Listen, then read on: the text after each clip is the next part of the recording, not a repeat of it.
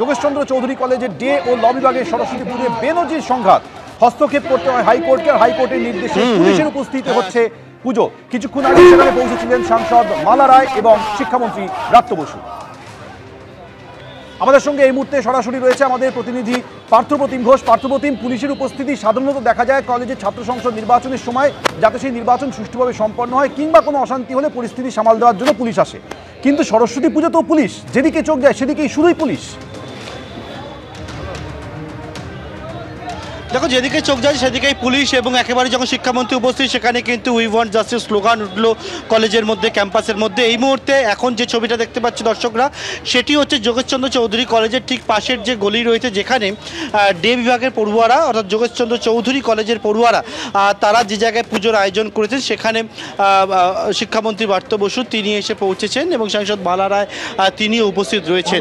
এবং থেকে যে বিষয়ে তোমায় বলবো যে পড়ুয়ারা যে বিষয়টা অভিযোগ করছিল যে এক হচ্ছে বহিরাগত থেকে শুরু করে তার নিরাপত্তা চাই, যে দাবিগুলো তারা তারা তারা তো তুলছিলেন, সেক্ষেত্রে কিন্তু জানতে পারছি আগামী দিনে কলেজে একটা বৈঠক হবে এবং যে বৈঠক হবে সিদ্ধান্ত হয়েছে এবং সেই বৈঠক করবেন মালা রায়।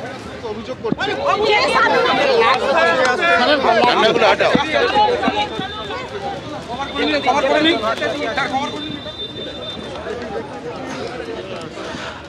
দেখতে পাচ্ছ শিক্ষামন্ত্রী ব্রাত্য বসু তিনি এই মুহূর্তে যোগেশচন্দ্র চৌধুরী ডে কলেজের যে পুজো, সেই পুজোটা তিনি দেখতে এলেন এবং সেখানে সাবির আলী তিনি চেয়েছিল, যে সাবির আলীর বিরুদ্ধে অভিযোগ করছিল পড়ুয়ারা। তারা বলছে যে সাবির আলী সে হচ্ছে বহিরাগত, সাবির আলী উপস্থিত রয়েছে এখানে পুজোয় এবং সেক্ষেত্রে কিন্তু একেবারে ব্রাত্য বসুর সঙ্গে সাবির আলীও গেল এবং গিয়ে পুজো দেখলো।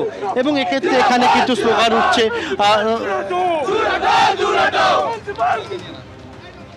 এবং সেখানে প্রিন্সিপালের বিরুদ্ধে স্লোগান উঠছে এবং সেখানে কিন্তু দেখতে পাচ্ছি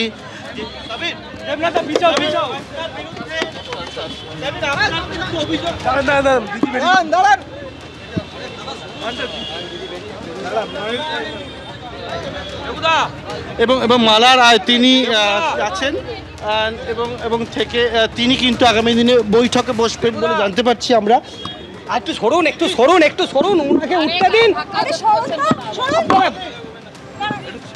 পেছান না,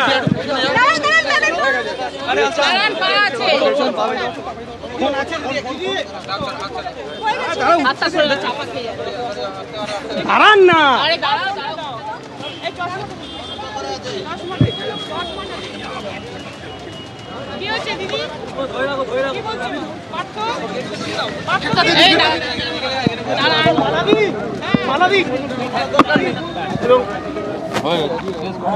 মালা রায় তিনি এখানে উপস্থিত রয়েছেন, তিনি কিন্তু পড়ুয়াদেরকে নিয়ে একটি বৈঠকে বসবেন আগামী দিনে। আমি জানতে পারছি যেটা সেটি হচ্ছে যে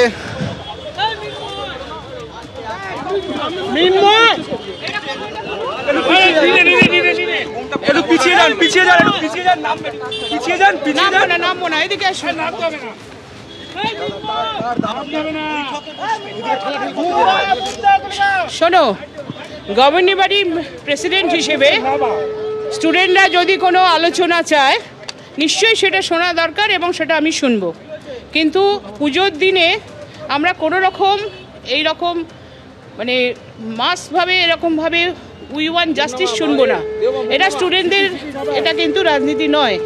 স্টুডেন্টরা পুজো করবে, মমতা বন্দ্যোপাধ্যায় বলেছেন সব স্টুডেন্টরাই পুজো করবে এবং সবাই, সে ডে হোক, মর্নিং হোক, নাইট হোক, স্টুডেন্টরা পুজোয় সামিল হবে। কারণ মমতা বন্দ্যোপাধ্যায়ের মতো এত পুজো সাড়ম্বরে করার ব্যাপারে এত চিন্তাভাবনা, কার্নিভাল থেকে শুরু করে সব পুজোর ক্ষেত্রে তিনি যা চিন্তাভাবনা করেন সেটা আর কেউ মুখ্যমন্ত্রী করেন বলে আমার জানা নেই। তাই জন্যে সব ছাত্ররা পুজো করবে, এটাই নিয়ম এবং সেটা হবে। এখন নিজেরা কলেজের মধ্যে কার সঙ্গে কার সংঘাত সেটা তো আমরা জানি না, আমরা সে রাজনীতি করতে আসিনি। তাই দিবা, মর্নিং সব যারা পুজো করেছেন, আমরা দুটো পুজোই এখানে আমি এবং ব্রাত্য বসু শিক্ষামন্ত্রী তারা এসে দেখে গেলাম।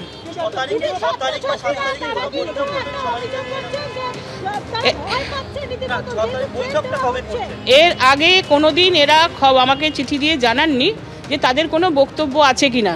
এখন আজকে যদি তাদের কোনো বক্তব্য থেকে থাকে তাহলে নিশ্চয়ই আমি তো দায়িত্ব নিয়ে টাইম দিলাম 6 কিংবা 7 তারিখ আমি সকালে বসে আমি কথা বলে নেব কলেজে এসে। বহিরাগত নিয়ে একটা অভিযোগ তোলা হচ্ছিল যে বহিরাগতরা তারা হুমকি দিচ্ছে, মারধর করা, ধর্ষণের মতো হুমকি পাচ্ছে, ক্যাম্পাসে তারা নিরাপদ নয়। শুনুন, কারা কি করছে আমার জানার দরকার নেই, এবং এই ধরনের সিচুয়েশন যাতে না ঘটে তাই ওরা কোনো সংঘাতে যায়নি। একটা গ্রুপ, দিবা গ্রুপ, তারা কোনো সংঘাতে যেতে চায়নি। তারা চেয়েছে যে যাতে এই ধরনের কোনো মন্তব্য আগামী দিন কোর্টে প্রডিউস হোক এবং এই যে মিথ্যা একটা অভিযোগ এটা যাতে না হয়, সেই জন্য তারা আলাদা জায়গায় পুজো করতে বাধ্য হয়েছে, কিন্তু সেটা শান্তি বজায় রাখার জন্য। কিন্তু এখানে কিছু কিছু রাজনৈতিক মনোভাবাপন্ন, অন্য দলের রাজনৈতিক মনোভাবাপন্ন, তারা চাইছেন কলেজটা ঘিরে একটা রাজনীতি হোক, কিন্তু আমরা কখনোই চাইবো না স্টুডেন্টরা কোনো রাজনীতির মধ্যে তারা শিকার হন। এবং সরস্বতী পুজোতে আমি মনে করি বিদ্যার দেবী, কলেজে কলেজে পুজো হচ্ছে, সবাই সেটাতে সামিল হবে, এটা আমরা সবসময় চেয়ে এসেছি, এখনও চাইবো।